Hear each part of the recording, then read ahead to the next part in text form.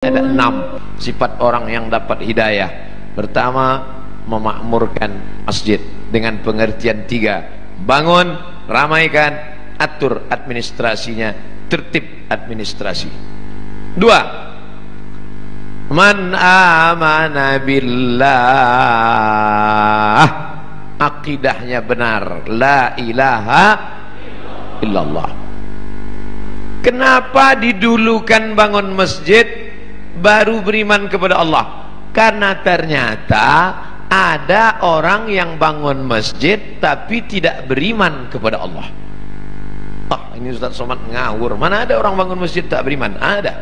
Masjid apa? Masjid untuk kampanye. Kata pepatah Melayu, kalau tak ada berada, takkan tempua bersarang rendah. Burung tempua sarangnya di atas pokok kelapa, tapi kalau sudah padi menguning, dia akan turun ke bawah.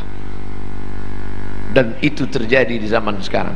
Padi menguning itu berapa lama? 5 tahun sekali. Musim-musim kampanye. Orang mulai nyumbang untuk masjid, masuk ke masjid, pakai sorban, pakai peci, pakai koko, pakai sarung, tapi tak sunat. Dan banyak orang terkecoh, disangka ustad, rupanya KW. Masjid dibangunnya, ustad tahu dari mana? Masuk SMA, SMS, WhatsApp, datang nanya, ustad, apa hukumnya si fulan bangun masjid, nyumbang untuk masjid? Saya bilang jangan ambil, karena pasti ada udang di balik pempek. Ada niat di balik itu semua. Ada tujuan terselubung, ada kepentingan. Maka jangan datang dia ngasih duit, ambil duitnya, jangan coblos orangnya. Setuju? Ambil duitnya, serahkan ke fakir miskin, anak yatim. Setuju? Tak sama bunyinya macam yang pertama tadi. Makanya prinsip dalam Islam, man amana billah la ilaha illallah. Saya yakin semua yang datang subuh ini tidak ada tujuan lain, langkah kaki dari rumah, bismillahi tawakkaltu 'alallah la haula wala quwata illa billah. Salat, usolli fardhu subhi rak'ataini adaan ma'muman lillahi ta'ala. Puasa, nawaitu shauma ghadin an ada'i fardhi syahri ramadhan hadhihi sanati lillahi ta'ala. Haji, labbaik allahumma labbaik labbaik la syarika laka labbaik. Ketika engkau persekutukan, kau duakan Allah dengan yang lain, hilang amalmu. Lain asyrakta, kalau kau syirikkan Allah, kau duakan Allah, kau persekutukan Allah, la yahbatanna amaluka, gugur amalmu. Maka ciri orang yang mendapat hidayah yang kedua, man amana billah, jangan rusak tauhid, akidah kepada Allah. Ini kadang anak-anak lajang ini gara-gara lama dapat jodoh, rusak tauhidnya. Iyyaka na'budu wa duku nasta'in. Nyembahnya tetap sama Allah, mintanya ke dukun. Kata dukun, kalau kau mau cepat dapat jodoh, ambil 7 bunga. Bunga melati, bunga mawar, bunga ros, bunga kantil, bunga tai ayam. Nanti di blender. Nah, udah di blender, kau minumlah. Setelah minum nanti bangkit aura merah. Begitu diminum, merah muka, rupanya radiasi.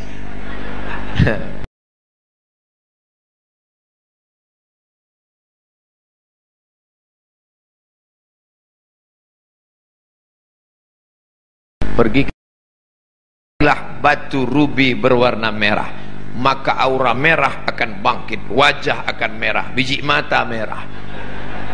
Ini tak betul. Kalau memang tak boleh pakai cincin, kenapa Ustaz pakai? Saya hanya sekedar suka saja. Pakai batu tak apa-apa, tapi meyakini bahwa batu memberikan efek sesuatu, rusak la ilaha illallah kita. Kadang orang ini suka mancing-mancing. Ustaz pakai cincin ada khasiat-khasiatnya? Ada, saya bilang. Apa khasiatnya? Kalau dipakai, duduk di rumah makan tak bayar. Hebat Pak Ustaz, duduk aja jangan makan. Masih percaya dia dengan yang begitu-begitu. La ilaha illallah. Kita dalam Islam diajarkan berani berkata la ilaha. La ilaha, tak ada lagi batu-batu. La ilaha, tak ada lagi dukun-dukun. La ilaha, tak ada lagi gelang-gelang. La ilaha, tidak ada lagi sembahan-sembahan. La ilaha illallah. Murni. Inna salati wa nusuki wa mahyaya wa mamati lillah. Jangan rusak lagi. Yang nampaknya kita tak jadi nikah. Kenapa? Persiapan pernikahan sudah siap, ternyata menurut ramalan kita tak cocok. Aku Taurus, engkau Pisces. Taurus ini kambing, Pisces ini ikan. Ikan tak cocok sama kambing. Tak jadi nikah hanya gara-gara ramalan. La ilaha illallah Muhammadur Rasulullah. Maka jangan lagi kadzdzabal munajjimun walau sadaqu. Bohong, dusta orang yang percaya kepada ramalan zodiak bintang-bintang, kalaupun betul kebetulan. Bila anda telinganya agak ke depan, tak cocok kerja di sungai. Bila tai lalatnya di bawah dagu, cocoknya di darat. Ini bohong semua. Islam tidak pernah berkata demikian. Fa idza azamta, kalau kau sudah tekad, fatawakkal 'ala Allah. Bertawakkallah kepada Allah. Jangan rusak akidah tauhidmu. Percaya kepada burung-burung. La tiarata, tak boleh. Dulu orang kafir musyrik, kalau dia mau bisnis, dilemparnya burung di atas pohon kayu. Lempar. Kalau burung itu terbang ke arah negeri Syam, berarti sial. Syukmu, Syam, sial. Kalau pergi ke arah Yaman, Yamin, beruntung. Lempar. Ke arah Yaman, ayo lanjutkan. Kalau ke arah Syam, berarti sial. Kalau mau bisnis, diambil anak panah 3 biji. Anak panah disimpan dalam Ka'bah, digoncang. Pergi atau tak pergi? Ambil anak panah. Pergi, ya pergi. Tidak pergi, jangan pergi. Kosong, anda belum beruntung. Goncang sekali lagi. Ini dibatalkan dalam Islam. Maka dalam Islam diharamkan innamal ghamru wal maisiru wal ansabu wal azlamu khamar. Namal ghamru wal maisir, judi. Wal ansabu, menjembelih binatang untuk berhala. Wal azlam, mengundi nasib. Rijsun, najis, min amali syaitan, perbuatan syaitan. Fajtanibuh, jauhi. Ciri orang yang mendapat hidayah, dia berserah diri hanya kepada Allah, tapi tetap ada usaha. Jangan tidak ada usaha. Jangan nanti yang lajang-lajang, yang gadis-gadis, kamu tak ada usaha untuk jodoh. Kalau memang sudah takdir Allah, takkan kemana. Tetap ada usaha. Contoh, ini kue kotak Nengs Bakri. Ini kan memang ditakdirkan untuk saya, ini kan memang untuk saya. Tapi saya tak ada usaha untuk membuka kotaknya.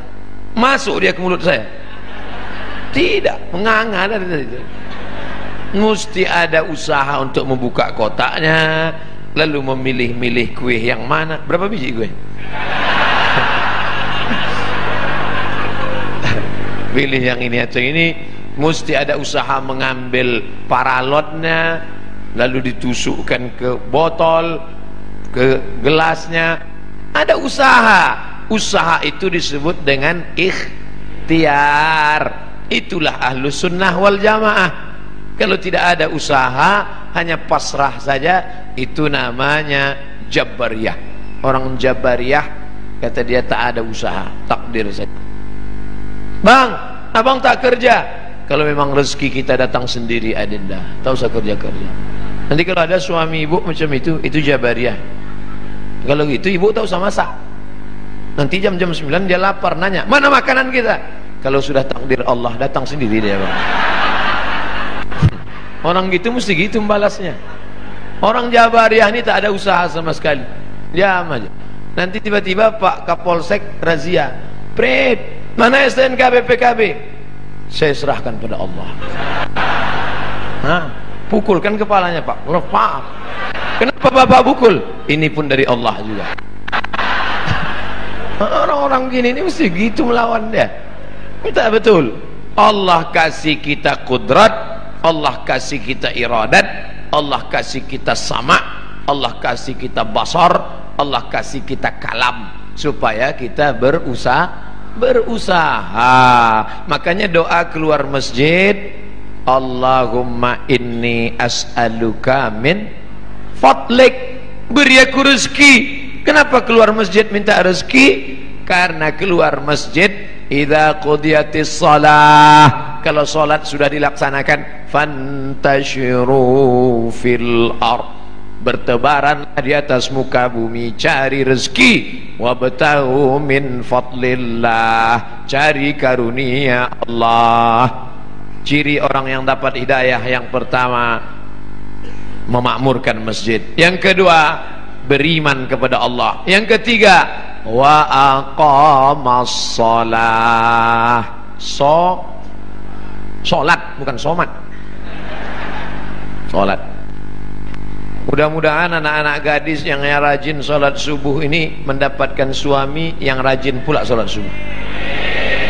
Karena kalau kalian anakku yang sudah solehah, yang sudah cantik, yang sudah rajin sholat, tiba-tiba dapat laki tak sembahyang, tak satu dua curhat masuk ke HP saya. Ustadz, dulu saya sangka nikah sama dia bahagia, ternyata Pak Ustadz, cemana rasanya Bu? Macam tidur sama babi hutan. Tak sembahyang. Walaupun hidup 1000 tahun, kalau tak sembahyang apa gunanya? Walaupun hidup 1000 tahun, kalau tak sembahyang apa gunanya?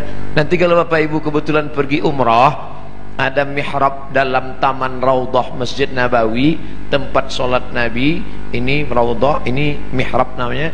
Di sebelah kiri ada tertulis as-salatu imaduddin, solat tiang agama. Kenapa atap masjid kita kokoh? Karena ada tiang.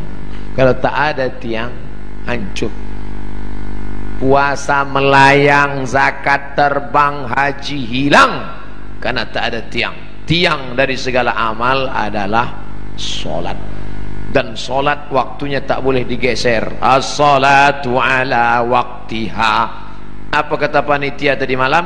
Ustadz Somad, jam 4 kami tunggu di pintu. Maka jam 4 kurang 5 saya sudah siap di ruang tamu. Tak boleh. Saya tahu ini orang-orang Pertamina ini disiplin. Kalau sampai meleset sedikit ditinggalkan ya kita. Maka saya tunggu tepat. Tapi saya tak bertanya, karena dia Pekanbaru sholat subuh jam 5. Ini kok cepat betul? Saya tak tanya. Saya jarang saya nanya-nanya. Masa LCMA nanya? Yalah Pak, pokoknya siap-siap. Sedangkan janji sama Allah tak boleh digeser, apalagi sama manusia tak kita geser, apalagi sama Allah. Ini sekarang banyak yang geser janji sama Allah. Palembang sholat subuh jam 4 lewat sikit, dibuatnya sholat subuh jam 8. Bangun jam 8, tutup pintu, rapatkan gorden, matikan lampu. Sholli fardhu subhi. Allah. Datang maknya buka pintu menengok. Alhamdulillah, anakku sejak ikut ngaji sama Habib Mahdi ini, solat duhanya pun pakai kunut. Allahumma hdina fi man hadait. Hebat. Ustadz Somad boleh nanya Ustadz? Boleh. Ustadz kan biasanya jawab pertanyaan pakai 4 mazhab, menurut Hanafi, menurut Maliki, menurut Syafi'i, menurut Hambali. Kira-kira solat duha pakai kunut itu mazhab apa ya Pak Ustadz? Mazhab kesiangan. Janganlah solat itu digeser waktunya. Sudah tepat. Inna salata kanat 'alal mu'minina kitabam mauquta. Sudah waktunya tepat, jangan digeser-geser. Pokoknya datang solat berjamaah. Allahu Akbar, Allahu Akbar, on time, datang. Sab'atun yuzilluhumullah, ada 7 golongan yang akan mendapatkan naungan Allah. Yauma la zilla illa zilluh, hari itu tak ada atap, hari itu tak ada terpal, hari itu tak ada tenda, hari itu tak ada naungan, tapi dia mendapatkan naungan di padang mahsyar. Siapa dia? Rajulun qalbuhu mu'allaqun fil masajid, anak-anak muda yang hatinya tergantung di masjid. Mudah-mudahan anak-anak muda di Pertamina inilah, insyaallah. Kenapa Ustaz sebut anak muda? Kenapa tidak orang tua? Kalau orang tua ke masjid memang udah wajar. Kapan lagi? Nggak diintai-intai malaikat maut. Tapi anak muda yang mestinya subuh ini molor tidur, tapi datang berjamaah. Padahal tadi malam sudah tabligh akbar, subuh tetap on time datang. Inilah anak muda yang dikatakan Allah dalam Al-Quran, innahum fityatun amanu bi rabbihim wazidnahum huda. Mereka sekelompok anak muda yang beriman kepada Allah, ditambah Allah hidayah mereka. Mereka adalah ashabul kahfi. Oh, kalau gitu kami komunitas anak muda ini buat kelompok lah Pak Ustaz. Ya, apa nama kelompoknya? Kelompok komunitas anak muda ashabul kahfi. Apa programnya? Tidur aja. Mereka ditidurkan Allah karena dikejar oleh raja yang zalim, sampai akhirnya mereka tiba-tiba terbangun. Wal yatalattaf wala yush'iranna bikum ahada. Hai anak muda yang bangun, tolong kau pergi ke pasar beli makanan, tapi jangan gerasak gerusuk, tenang-tenang supaya orang tak tahu. Diam-diam mereka beli makanan, penjual makanan mengambil duit, begitu orang ditengok, rupanya duit itu sudah expired, tak laku. Kenapa? Salah sami'ati wasdadu tis'a. Mereka tertidur di dalam gua 309 tahun. Bayangkan ada anak muda datang ke Palembang mau beli makanan, beli tekwan, tiba-tiba ditengok duitnya tahun 1700, zaman Syekh Abdul Somad Al-Falembani. Mentang-mentang nama sama itu yang disebut.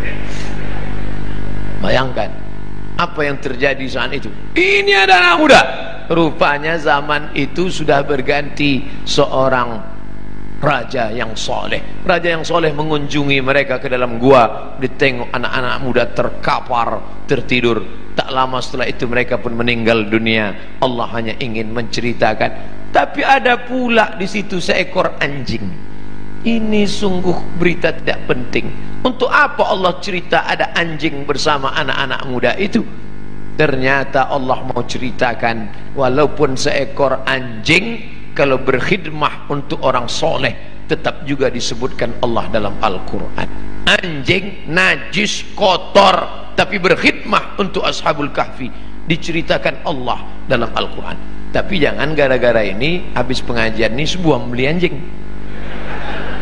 Cerita itu tentang Bani Israel dan cerita tentang memelihara anjing sudah mansuh, tidak ada dalam syariat Nabi Muhammad sallallahu alaihi wasallam. Artinya bapak ibu yang di rumahnya ada anjing, lepaskanlah yang lagi melihara anjing. Siapa yang memelihara anjing, amalnya satu hari dikurangi sebesar Bukit Uhud. Bukit Uhud itu panjangnya 7 km. Amal dia sehari sebesar bisul. Jadi tiap hari amalnya min. Siapa yang di rumahnya ada anjing, malaikat tidak masuk. Yang tak masuk itu malaikat rahmat, malaikat maut tetap. Kalau malaikat maut tak masuk, udah lama saya pelihara anjing herder 3. Bapak ibu yang dimuliakan Allah, artinya apa? Istiqomah solat berjamaah. Wahai anak-anak muda, kalian buatkan komunitas anak muda pencinta masjid. Alhamdulillah sekarang sedang tren komunitas. Saya di beberapa tempat ketemu komunitas anak-anak muda. Apa komunitas kalian? Jombloan sejati. Tulisan logonya say no to bonceng. Mantap. Kalian apa komunitasnya? Ini Pak Ustaz, saya dikasih mereka di Yogyakarta, dipasangkan mereka pemasangan jaket kepada Ustaz Abdul Somad, tulis di belakang born to ride, ride to Jannah. lahir untuk mengendara menuju surga. Anak-anak geng motor, mantap, dipasangkan ke saya pun langsung ke airport. Habis subuh pasang langsung ke airport. Semua orang di airport nengok saya. Rupanya jaket itu dipasang naik motor, saya naik pesawat. Tak cocok. Artinya apa? Komunitas anak muda ini tetap dijaga dan mereka tetap sholat berjamaah di masjid. Habis waktu, cepat betul. Saudara yang dimuliakan Allah Subhanahu wa taala, memakmurkan masjid sudah, beriman hanya kepada Allah sudah, menegakkan sholat sudah. Masuk yang keempat, wa ataz zakah, berzakat. Orang yang sudah sholat tapi tak berzakat, maka tak ada gunanya, karena dia makan haram. Di dalam duit kita itu ada zakat.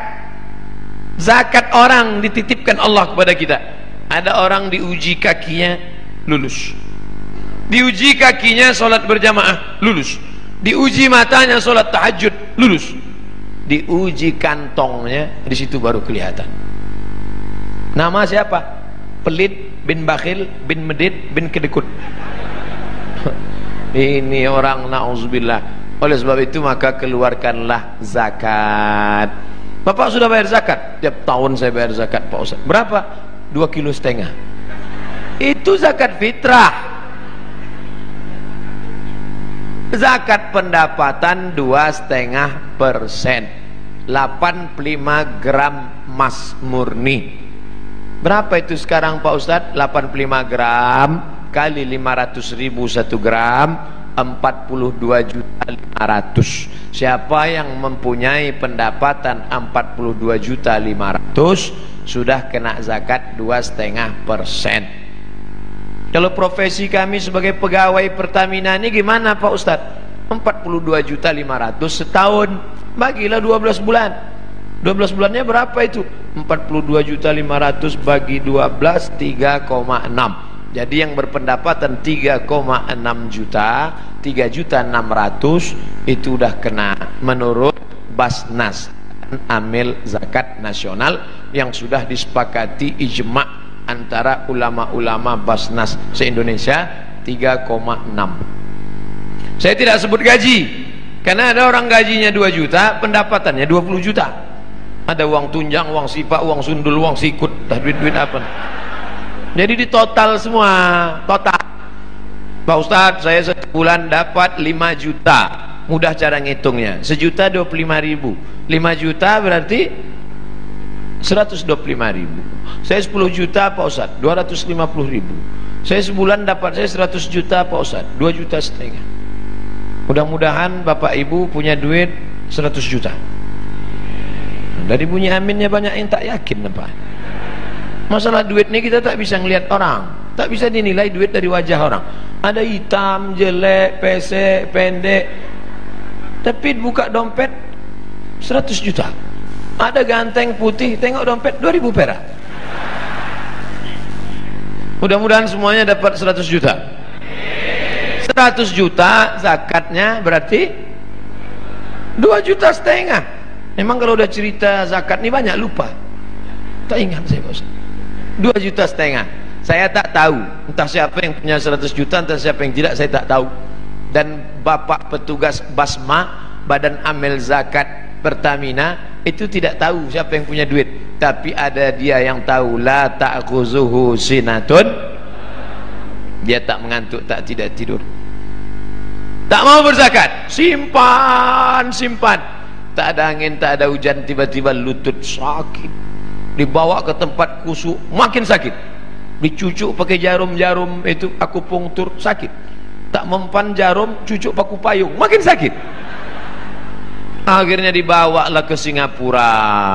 Sampai di Singapura datanglah dokter Cina membawa martil kecil aja, dipukulnya lutut. Ayah, lapuklah, lama pakai. Rupanya tempurung kelapa yang di lutut nih lapuk. Jadi gimana dok? Tenang, kita sudah import lutut dari Tiongkok. Berapa harganya? Sebelah kanan 40, sebelah kiri 40, ongkos pasang 20, pas 100. Itu namanya duit hantu dimakan setan. Silakanlah, yang tak mau bayar zakat tak apa-apa, silakan. Tapi awas. Gimana? Udah ada terasa? Nah, kalau udah ada bayar. Nanti habis nih jumpai Badan Amil Zakat Pertamina, serahkan, bayarkan. Ustadz, bagusnya saya bayar, saya dapat sebulan 4 juta Pak Ustadz. 25.000 berarti 100. Apakah bagus saya bayar tiap bulan 100 atau saya tunggu setahun 1.200.000 tiap bulan? Tiap bulan serahkan. Kan sama aja, sebulan 100, setahun 1.200.000, kan sama, duitnya sama, setannya tak sama. Kalau 100.000 ringan, kalau sudah terkumpul 1.200.000, allazi waswisu fi sudurin nas, yang berbisik itu siapa? Minal jin. Nah, kalau jin yang berbisik, senang, kita baca ayat kursi selesai. Ini yang berbisik ini nas, sekantor sama kita, sama-sama orang Pertamina juga. Mau kemana bro? Mau bayar zakat ke Basma. Berapa? 1.200.000. HP baru 1.100.000. Kita bacakan ayat kursi, hafal pula dia dari kita lagi. Nanti kalau ada kawan begini, bacakan juga ayat kursi, ngembuskan dia, Allah qayyum la ta'udhu sunat wa la nawm. Oleh sebab itu bayar zakat. Yang paling tinggi zakat, di bawah zakat infak, di bawah infak sedekah. Apa beda infak sama sedekah Ustaz? Infak materi, wa anfiqu min thayyibati ma kasabtum, berikanlah hasil usahamu. Infak itu materi, kalau sedekah non materi. Makanya dalam hadis dikatakan tabassumika fi wajhi akhika sedekah, senyummu ke wajah saudaramu sedekah.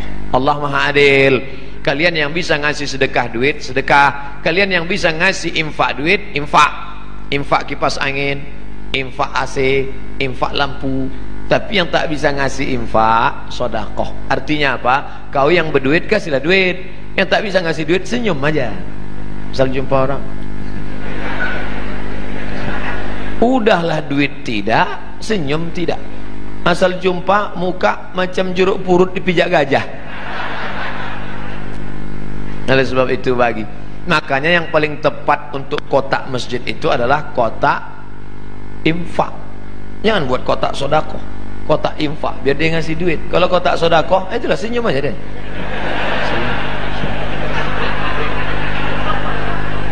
Tak bisa buat kotak wakaf, karena wakaf itu syaratnya 4. Wakaf harus ada orang yang berwakaf, orang menerima wakaf, benda yang diwakafkan, ada ijab, ada qabul. Tak bisa dibuat situ kotak wakaf, karena kita tak pernah akad ke kotak. Mana pernah kita, hai kotak, aku kasih duit ini, kata kotak itu, aku terima, aku terima, aku terima. Oleh sebab itu yang paling tinggi zakat, di bawah zakat infak, di bawah infak sedekah. Lalu kemudian yang lebih khusus lagi namanya wakaf. Bapak ibu yang ada tanah, wakafkanlah.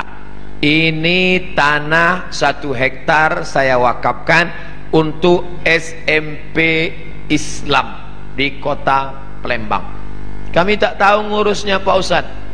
Datangi Mas Puroh, Ustadz Habib Mahdi, datangi Habib Qasim, hubungi Ustadz Solhas, hubungi Ustadz Taufik, hubungi Ustadz King, minta kepada mereka tolong kelola tanah kami. Ini tanah sejauh mata mandang, untuk apa? Tanah mati kita, habis anak berkelahi gara-gara tanah. Tanah yang 1 hektar kita wakafkan untuk sekolah, itulah yang akan mengalir untuk kita mati. Bapak-bapak, tanah bapak banyak, begitu bapak meninggal dijual ibu itu, habis itu nikah dia sama brownies. Dibuatlah rumah cantik besar, brownies tuh yang tinggal di rumah itu nanti. dibeli mobil cantik, dia pakai mobil itu. Tak percaya, cobalah. Ustadz ni tak enak, giliran mati kami dibilangnya mati. Okey, kalau gitu kita balik, ibu itu mati. Ibu yang banyak duit, oh soalnya ini beli gelang, dapat duit beli rantai, dapat duit beli cincin.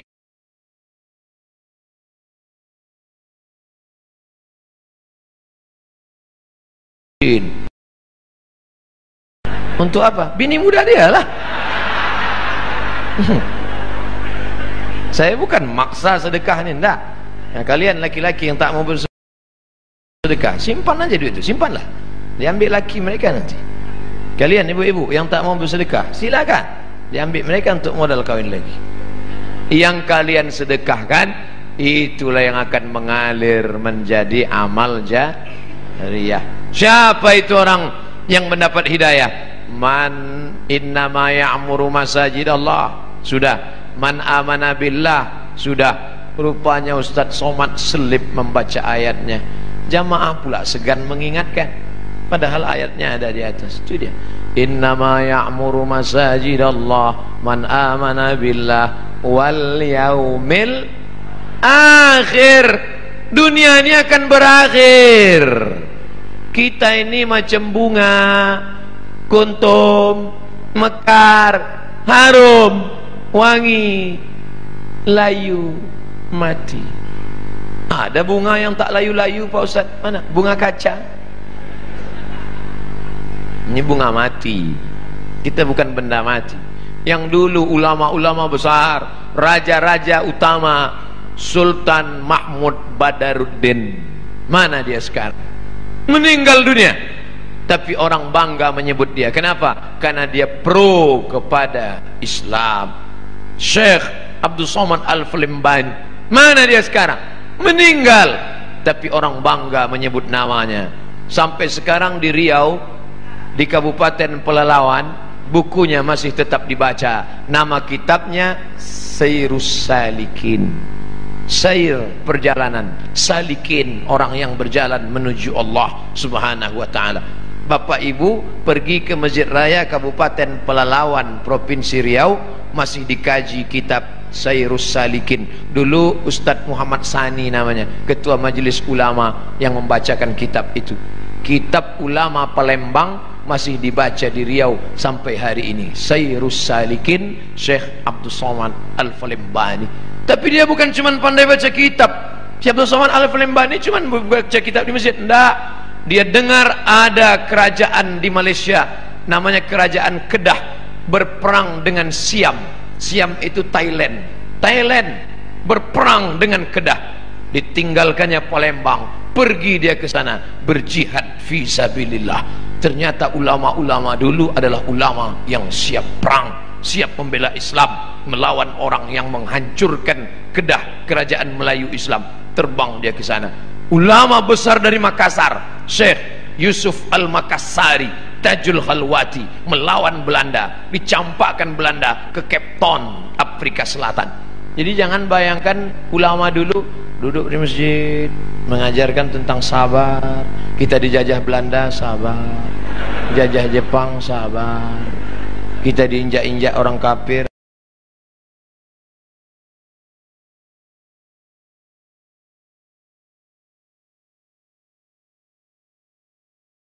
dikatakan radikal, dikatakan keras, dikatakan teroris. Ini orang tidak mengerti sejarah. Di Ponegoro, Sultan Badaruddin, Mahmud Badaruddin, Sultan Sarip Qasim, Sultan Nuku dari Tidore, itu dulu adalah penjahat-penjahat di mata Belanda. Siapa yang memperjuangkan Islam pasti akan punya musuh-musuh. Betul? Yang tak punya musuh adalah orang munafik yang kemana-mana merasa berteman. Jumpa Abu Lahab, teman. Wa idza khalau ila syayatinihim, kalau mereka berjumpa dengan setan-setan mereka, qalu, mereka berkata, inna ma'akum, kami dengan geng kalian setan. Kalau jumpa dengan orang beriman, kami dengan kalian. Jumpa dengan setan, kami dengan kalian. Bermuka dua, muzabzabina baina dzalik, la ilaha ula wa la ilaha ula. Tidak kemari, tidak ke sini. ini Ustaz Somad, ini Ustaz keras. Dah, saya suara aja yang keras, hati lembut. Saudara yang dimuliakan Allah Subhanahu wa taala, siapa itu orang yang dapat hidayah? Allah memakmurkan masjid. Man amana billah, la ilaha illallah, tauhidnya bagus, wal yaumil akhir, percaya kepada dunia akan berakhir, kita akan mati, tinggal semua ini semua yang akan dibawa iman dan amal soleh. Wa aqamas shalah, rajin istiqomah salat. Wa ataz zakah, membayar zakat. Yang terakhir, yang keenam, walam yakhsha illallah, takutnya sudah hilang, tak lagi ada takut dalam hatinya, karena takutnya sudah habis hanya kepada Allah. Orang yang korupsi, kalau ditanya lagi, Bapak korupsi itu kenapa? Takut nanti pensiun tak punya rumah, tak punya mobil, tak punya kebun sawit, tak punya kebun karet, tak punya kos-kosan, takut anak tak bisa kuliah, takut dunia membuatkan orang menghalalkan yang diharamkan Allah. Makanya ditulis di sini besar-besar, walam yakhsha illallah. Itu dia, walam yakhsha illallah. Sengaja pas di atas saya ini dibuat, walam yakhsha illallah. Oh, jadi itu tulisannya Pak Ustaz. Itulah tulisannya. Kami sangka semen-semen aja nih Pak Ustaz. Sengaja ini kaligrafi yang dipilih supaya apa? Supaya semua orang Pertamina di sini tahu bahwa dia mengukur dirinya. Aku ini termasuk orang yang sudah dapat hidayah atau tidak. Alhamdulillah Ustaz. Setelah Ustaz jelaskan 66 sifat ini ada dalam diri kami. Alhamdulillah. Satu pun tak ada. Na'udzubillah. Baru ada 3, tambah lagi. Kami tak berdaya. La haula wala quwata illa billah. Jangan takut menghadapi hidup. Walam yakhsha illallah. Makanya ibu-ibu itu paling kuat dia. Meninggal suaminya, anaknya ada 3, tak ada dia takut. Tak menangis dia waktu suaminya meninggal. Ibu tak nangis, tak takut masa depan. Tidak Pak Ustaz. Kenapa? Banyak harta warisannya. Tak nangis ibu? Tidak. Kenapa tak nangis? Udah lama aku tunggu. Bapak ibu yang dimuliakan Allah, siapa yang tak ada rasa takut dalam hati? Kita tetap takut. Yang membuang takut itu Allah. Ala inna awliya Allah. Kalau sudah kalian dekatkan diri kepada Allah, bagaimana sifat orang itu? La khaufun alaihim wala hum yahzanun. Dicabut Allah takut, dicabut Allah sedih. Itulah yang merusak hati orang modern. Takut, sedih. Penyakit stres, depresi, jantung koroner, diabetes meletus, asam urat naik gara-gara terlampau takut, sedih. Apa beda takut sama sedih? Sedih terhadap masa lalu, takut terhadap masa depan. Yang kuliah takut tak selesai S1. Yang sudah S1 takut tak kerja. Yang udah kerja takut di PHK. Yang udah kerja takut tak bisa nikah. Yang udah nikah takut tak punya anak. Yang udah punya anak takut tak bisa nikah sekali lagi. Istri pertamanya meninggal, ibu mau marah. Takut terhadap masa depan. Maka menghilangkan takut itu dengan apa? Falyabudu rabb hadzal bait. Banyak-banyak engkau beribadah di rumah Allah ini. Kalau engkau banyak beribadah, Allah janjikan 2. Apa dia? At'amahum min ju'. Kalau kau lapar dikasihnya makan. Wa amanahum min khauf. Kalau kau takut dikasihnya aman. Ibu-ibu yang merasa takut banyak-banyak beribadah. Kalau kau lapar dikasihnya makan. Saya enggak percaya Pak Ustaz. Saya lapar dah beribadah, kenapa tak ada? Tengok, langsung dapat kue kotak. Dan kabar gembira, setelah ini akan ada sarapan bersama di rumah masing-masing. Panitia udah cemas sudah tadi. Ini gawat Ustaz. Kaji kita kan tentang takut. Jangan takut. Insya Allah saya tak salah cakap. Jadi kalau ada terasa takut adik-adik, nanti KKN tiba-tiba ditempatkan di suatu desa, disuruh ngasih kata sambutan takut menggeletar. Assalamualaikum. Apa kalian takut? Yang kuhadapi ini manusia, aku manusia. Pak Kades, Pak Kapolsek, Pak Dandim, Pak Dan Ramil, Pak Kapolda, Pak Kapolri, ini semua manusia. Sampaikan, manusia yang kuhadapan, sama-sama manusia. Bismillahirrahmanirrahim. La haula, hilangkan takut. Tapi dalam hati aja, jangan pula dicakapkan ke depan mereka. Hai kades-kades, kalian manusia semua. Aku mau, jangan lagi itu. Cukup dalam hati kita saja. Jangan angkuh, jangan sombong. Takut, ngeri, cemas, di mana letaknya? Di jantung. Ala fil jasadi mudghah, ketahuilah di dalam dirimu itu ada segumpal. Idza salahat salahal jasadu kulluh. Kalau di jantung itu baik, yang lain ikut baik. Kalau sudah jantung bermasalah, maka yang lain ikut bermasalah. Makanya Bapak Ibu dengar kabar Syanu meninggal mendadak kemarin. Kenapa? Sakit jantung. Pernah tak dengar Syanu meninggal kenapa? Kena kurap jantung. Maka jantung itu mesti dinormalkan. Dengan cara apa? Ala bidzikrillahi tatmainnul qulub. Banyak-banyak berzikir mengingat Allah, maka jantung akan normal. Kalau terasa jantung tak normal, letaknya di dada sebelah kiri. Coba raba pegang. Yang dipegang dada kita, jangan dada kawan. Normalnya. Orang yang tak normal tuh banyak-banyak zikir. La ilaha illallah, la ilaha illallah. Maka goyang kepalanya itu ke kiri. La ilaha illallah. Sini.